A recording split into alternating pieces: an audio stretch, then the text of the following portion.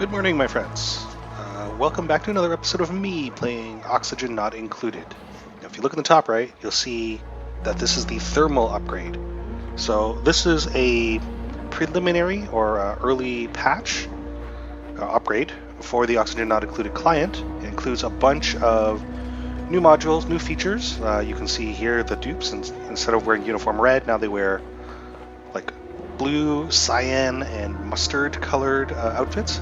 Plus there's a whole bunch of new modules, and anyway, I'm starting a new colony for two reasons. One, because saves from previous colonies are no longer compatible, and two, I wanted to see all the cool new stuff. So, I'm going to play through the initial parts of the game at full speed. I think anyone who's watched the previous episodes will have a decent grasp of what I have in mind. I want to check out the cool new stuff. So the patch notes say there's a new ice biome. There's a new utilities and structures for your colony, including something called the space heater, which I assume is meant to heat cool places, the same way the thermal regulator is meant to cool hot places. Something called a liquid tepidizer, a textile factory, and a thermo switch. Also, there's new plant life and steam geysers and things like that. So a lot of the upgrades focus around basically things being hot and cold. Anyway, let's see. Nails, May, and Devon. All three of these people have kind of high-ish expectations for decor. And 10 is actually quite high. So I'm going to re-roll... Oh, destructive. Re-roll Nails here. Not bad. Let's see. 10 is still a little bit high. I notice we don't seem to be getting dupes with negative decor expectations anymore. Or maybe it's been adjusted a little bit. Joshua. Constructs fast, learns, can't research. Quite okay, that's pretty good. We can take Joshua, let's take a look at May here. Narcoleptic. Which means May will often fall asleep halfway through something. We can live with that, I suppose. And Lindsay. Quick learner, anemic, I don't like the destructive. My colonies sometimes get a little stressful. Decor 10. Do like the for his lungs. Not good enough reason to take Nisbet, though. Actually, do people have negative decor expectations anymore? Aha. Benhi. Okay. Doesn't expect much in terms of decor. Loud sleeper is actually a major drawback, though. So, bottomless stomach, I'm willing to boot someone out of the colony just for that. Gastrophobia, let's, ooh. Decor expectation a little too high. Conditions are going to be rough in the early, ooh. There's a different Benhi. Okay, very low decor expectations. Well, specifically, we'll never get diarrhea from eating mush bars. Can't cook, that is cool. And handful of things she's good at. Excellent. Okay. I'm going to hit the random colony name button 3 times. Our colony is the beautiful space junk. And away we go. So, generating new colony. So I don't see anything new at the moment. Yep, intro text. We've awoken miles below the surface of an unfamiliar terrestrial body. Oddly, they have no recollection of how they got here. Might be best to start digging. Not so odd, considering I just printed them out of a 3D printer. So we're in the initial little pocket of dirt. Everything looks about the same so far. But, where I would normally be bordered exclusively by warmer biomes, I can see now I'm actually bordered by cold biomes, and I believe I saw ice up here. There's actually solid ice. Wheezewort? What is that? Ice. Ooh. Neat. Okay, can't wait to get there. Oh, this is new. There's a thermal comfort overlay. Ah, neat. So you can see in specific packets, or pockets, whether it'll cause your dupes to gain or lose body heat. And of course, as essentially humans, they have core temperatures and they need to to remain healthy, they need to keep their temperature within a certain band, like 37 degrees in this case. This is conductivity barrier thickness. So not only does every block still retain a specific heat capacity and a thermal conductivity, also they now have conductivity barrier thickness. I suspect this is related to the ability to create new outfits for your dupes. Basically, you give them cold weather clothing to go into cold places, and that will slow the exchange of heat with the environment. Awesome. All right. Yep. Tutorial messages. Dupes need toilets. I could have told you that. Let's excavate out here and here a little bit. As per usual, I intend to build beds close to the gate, because the gate, or I call it the gate, but it's actually the printing pod. The printing pod has a large decor buff and sheds free light and draws no power, so I don't have to decorate another room. Where am I going? I guess it's nice that water is fairly abundant. I suppose we're going to need that algae. Drill up here. Drill through here. Storage compactor here, just to store all the crud. Might as well collect all this algae while we're here, and also this metal. Oh, I see. Food. Let's sweep you. Okay. Bristlebriar, we will dig you up. Bristle Blossom, dig you up as well. Actually, we might as well dig up all these plants for later cultivation. Then we'll collect all this algae. Ooh, those seeds are neat. So the seeds of every plant used to look like rocks, but now they're unique. That's quite cool. All right, storage compactor. Everything can go in here for now. I'll filter more specifically later. Put another bed, and then I will consider installing a toilet. Poop is one of the most important resources that you can get out of your colony. In early stages, it comes out solid, or you get it solid, which means you recycle it into fertilizer.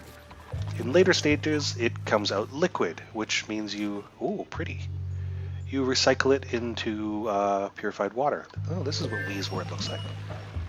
A fleshy, cold-dwelling plant. It removes heat from the air.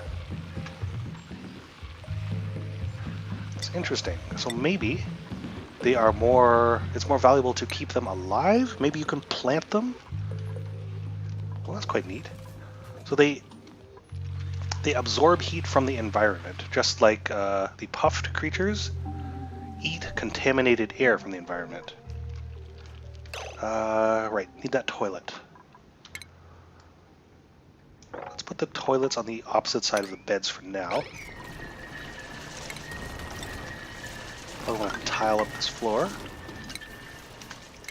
And a bed right here. So all is going swimmingly. No one's going to be able to... There we go.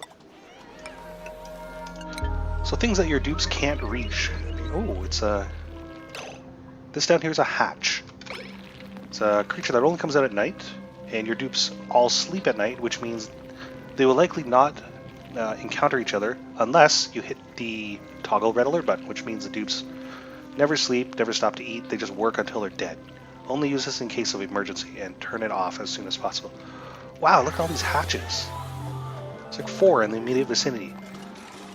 So hatches present an interesting resource. They will eat food. They'll eat anything they consider food, which is things like minerals, rocks, things that exist in chunk form. So basically, you've mined them out of the wall, and they sit on the ground as these little piles. hatches will eat those.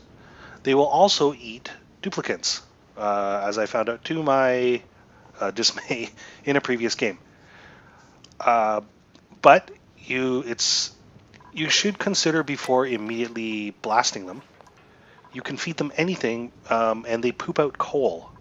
Coal is very useful in your coal power generator, of course. So what you can do, if you can trap them in a smallish chamber, and then just continually feed them your crap, not literal crap, you need that. That's very important.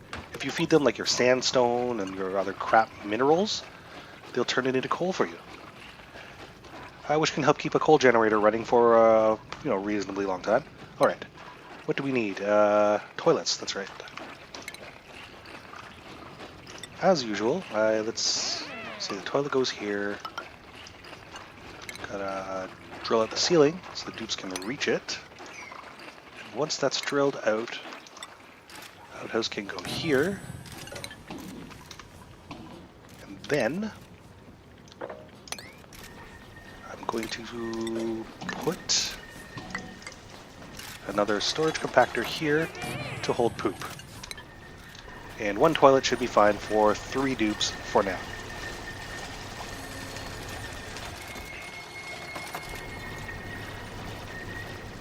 Alright, the next thing we're going to go on to worry about is food production. Also, I want to get up into this ice environment and maybe see about that text. How do I make that stuff? Oh, another interesting feature that's been added. Ooh. Space heater. You can build this immediately. Unlike the thermoregulator, which you actually need to research. Let's see. So there's a bunch of stuff here that I have to unlock through research. For instance, this is new, the heavy watt wire. So another thing that's possible now is that electrical circuits can overload and pipes can burst due to, I believe, temperature changes. Whereas I assume electrical circuits will fail if there's too much power. That would make sense. Yeah, but I assume most of that will show up only after I've researched it. But yes, more points of hilarious failure for the colony. All right, this compactor will only hold poop. Let's see. So polluted dirt. It's no longer contaminated dirt. Fair enough. All right.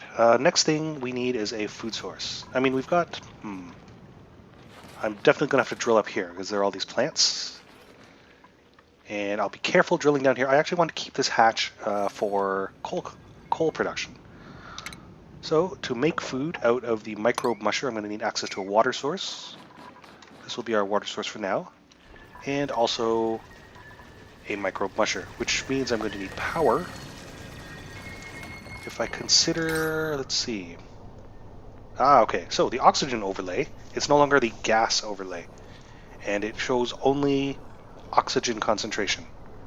Whereas it used to indicate toxicity, it now only indicates oxygen density, which makes things a little bit less confusing. The power grid overlay looks about the same. Temperature, ooh. All the way from very hot to absolute zero. Maybe there's holes in the asteroid where they open up into the void of space. All these other overlays look about the same. Fair enough. Where will I put the microbe musher? Well, let's think about this in terms of... Eventually I'm going to need to put an oxygen generator. Maybe I'll put it on this end of the colony. So, all that is going to require power. Okay. So, actually I don't like where this ladder is situated. Bear with me 1 second.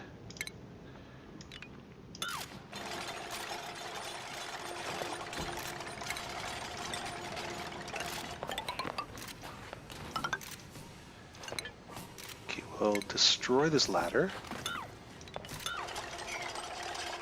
Install a new ladder Now, dupes are unable to climb cliffs that are higher than 2 blocks. So, in order for them to traverse that, they're going to need a ladder. Okay. Let's put the power pit here.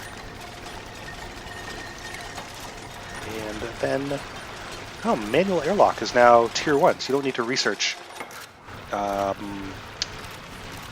well, you don't need to research anything to get the manual airlock now. It's available right off the bat. That'll be handy. What do I want? Power. Let's put you here. And then also a battery. All that is so that I can build a micro musher.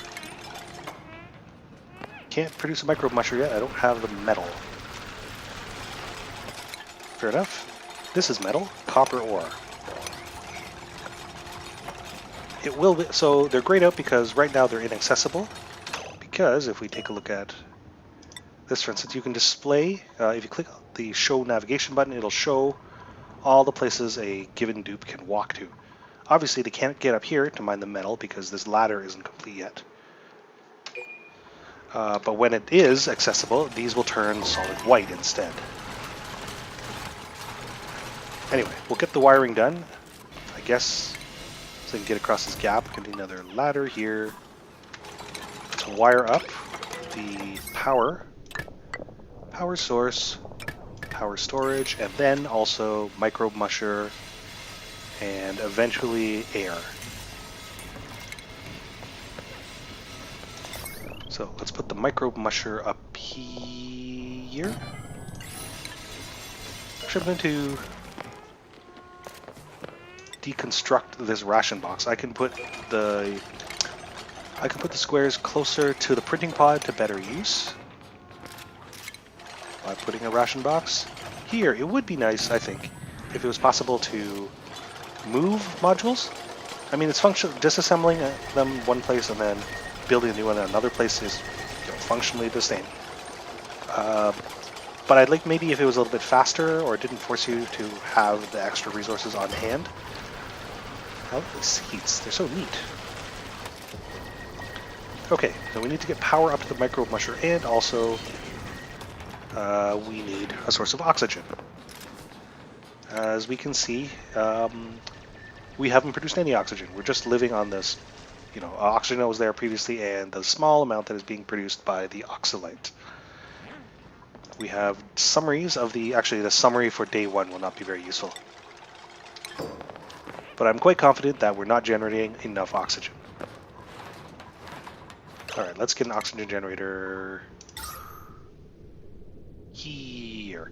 Now what's going to happen is, if I put it up here, oxygen will generate up here, but carbon dioxide will tend to pool down here. I'm a little concerned not enough oxygen is going to get here. Yeah, it'll be fine. I've left a wide enough gap that oxygen maybe can filter down to here. Alright, so the two things... Actually, we need more storage now. The two things that the micro musher is going to need are water and dirt. Dirt we have a lot of it, but it's not unlimited. You'll notice in these surrounding biomes, dirt is not a certainty. Right, the ice biome, the obsidian biome, even the slime biome don't actually have dirt. So it's best not to rely on mush bars in the micro musher initially, or forever. What you do want to eventually rely on is lice loaf, because the only thing that requires is lice fruit, meal lice that is, from the plant that grows meal lice, and also water. Water is much more sustainable than dirt. Alright, let's get some wires going. Suppose they can just go up this ladder, right? So wiring can pass freely through tiles. If I order my colony to construct wires through this dirt here, they actually have to demolish the dirt. And then there will be no floor there, so I'll actually have to manually... Or, well, I'll just do it now. but I will have to build tiles. Speed up time a little bit.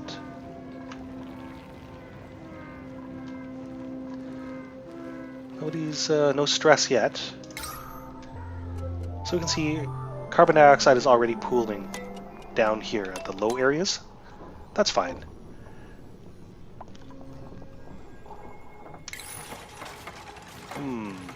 Our initial sources of algae are a little thin on the ground, though.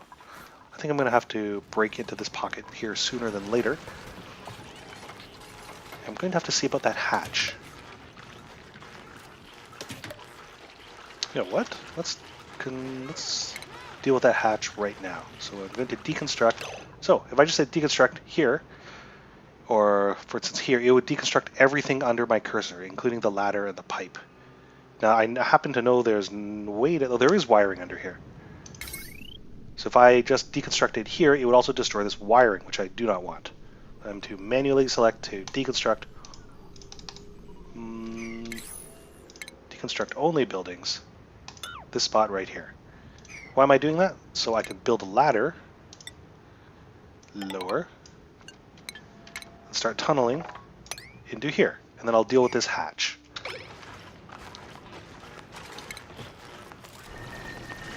And that's where the new manual airlock will come in very handy. Going to build a manual airlock door, let's say here.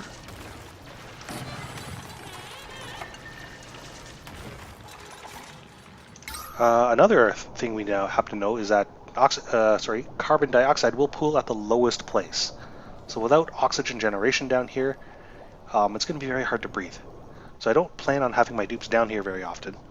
Or if they are, then I need to set up some permanent oxygen solutions. Right, storage compactor.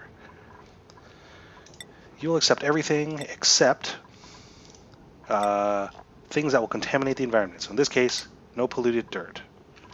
When I start mining slime, also I need to exclude slime from the compactors inside the base because they will also generate contaminated air or polluted air, maybe? I don't know if the terminology has changed with this patch.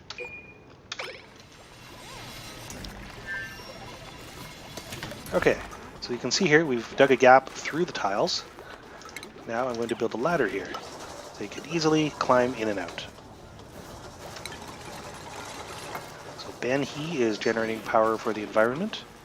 Manual generator, the threshold is set to 50%, so when the battery is half full, or half empty, as I like to say, then someone will hop on the treadmill and power up the battery to 100%. So no poop in storage yet. So duplicants will automatically clean the outhouse when the remaining visits are expended. And now we have an opportunity for a new dupe. I'm only going to take you if you're great. Wow. Not looking good. Very high decor expectations. Devin, let's see, falls asleep in the middle of doing things. Can't build and can't research. Hassan, good constitution, can't fight things and will also fall asleep halfway through a task. Catalina cannot dig. Can't build, but moves very quickly. I'm going to reject all of you. My philosophy is I'm only taking new dupes if they're at least good, if not great. Alright. Now no one's building this airlock because, of course, the path isn't clear. There we go.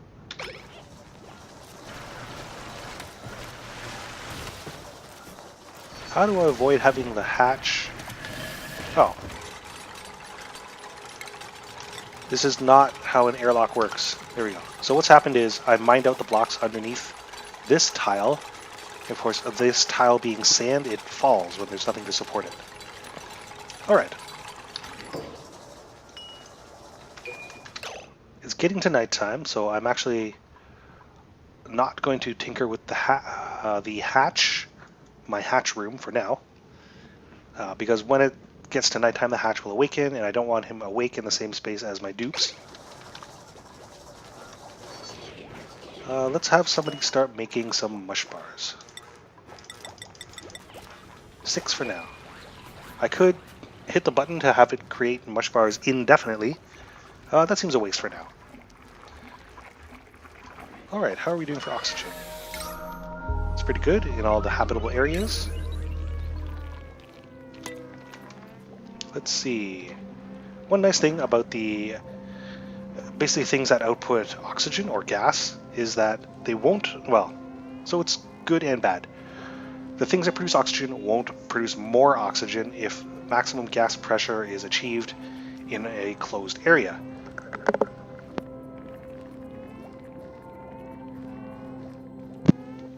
What this means is that if a room is full of oxygen and we're not consuming it fast enough, it won't produce any more, and it won't consume any more algae doing it. So it'll save the algae for when when a room would actually benefit from oxygen generation. Now we've run out of battery, so clearly our tiny storage capacity is insufficient to keep the algae deoxidizer running overnight. So we may need to install either more batteries or more treadmills. We'll worry about that later. First, let's deal with the hatch. So we'll get people in here. Ooh. This mealwood is ready for harvest. Let's harvest you, dig you up. So how do you feed a hatch? The most efficient way to do it that I have found is to put a storage compactor in here and have it accept only minerals. And then when you want to feed the hatch, let's see. Why is nobody working down here? Oh, you're all busy either delivering food, making food, delivering supplies to make food, or generating power. Fair enough. Now everyone's having lunch. And now you'll all deal with the hatch situation, right? Okay, nope. Damn it! Okay, I'm going to postpone food production for now. We'll be fine. Idle? Why are they idle? This door is perfectly functional.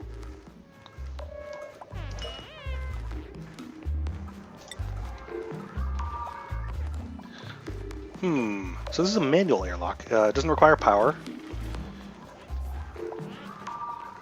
Well, whatever. We'll be able to... we can handle it. So, gonna have to drill this out of it, unfortunately. So, how do we feed a hatch? Well, I built a... Oh, I've asked for a storage compactor down there. Alright. So, if I click on the storage compactor, I say... So, hatches eat minerals. I'm going to say this container accepts minerals, and then any minerals can go in here.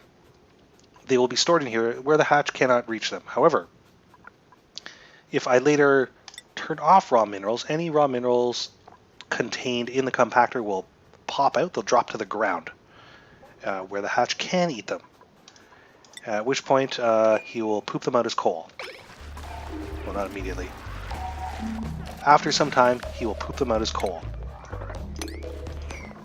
Alright, having harvested this, dig up this plant. I should be able to set this door to auto, right? It's just Dupes will open and close it as required.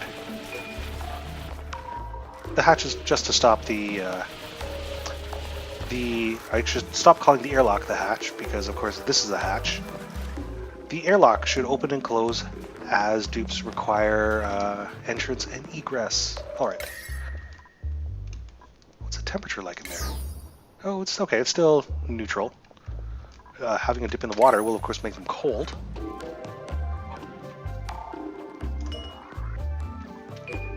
Alright, that should be fine. Now, the issue here is that the dupe's going to wake up and eat all of these precious seeds and algae, which I do not want. So, let's see. Actually, I need them to prioritize they're not going to sweep these unless they have somewhere to put them, and unfortunately we've set the storage compactor to not accept anything but minerals. So I'm going to make this construction a priority, and yes, that should actually be fine. Oh, and the sweep. Actually, no, the sweep. So sweeping and mopping are effectively priority 9 jobs. Dupes who are free and have no other pressing business will actually get to it. I suppose I can sweep these at my leisure. Again, this will accept everything except contaminated things. Let's see. In this case, not polluted dirt. Okay, what's going on here? This is also another new thing, unrefrigerated food. Food will spoil over time. So you can't just stock up 500 meal lice and then peck away at it as necessary. And that's where refrigerated food storage comes into play. So this other thing I can eventually research in the food tree. I'll eventually be able to research a refrigerator for long-term food storage. That will be later. I haven't even researched anything yet. Right, what else do we need? Oxygen generation is... We've actually generated a little bit more oxygen, so we have an oxygen surplus for now. But if we ever take any more dupes, I would strongly consider building more. More oxygen generation, that is.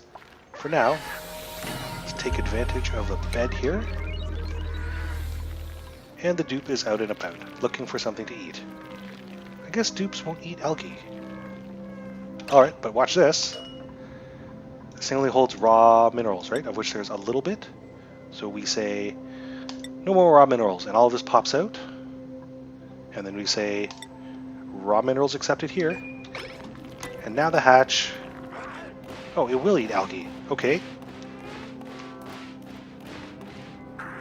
Let's watch the hatch in its natural environment. Eating sediment off the cave floor. And now we're going to watch him poop. Come on.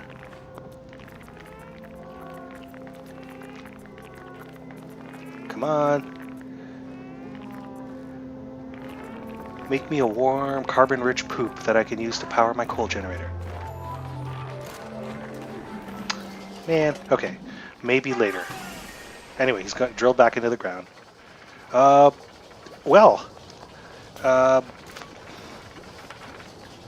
Eventually, coal will start accumulating down there, and then I can use it to run a coal generator. In addition to the coal that I'm actually going to mine out of the surrounding asteroid. That'll do it for now. So I'm going to pause the game here, lest this episode run on a little too long. But that's been my look at the Oxygen Not Included Alpha Thermal Upgrade preview build. That's a mouthful.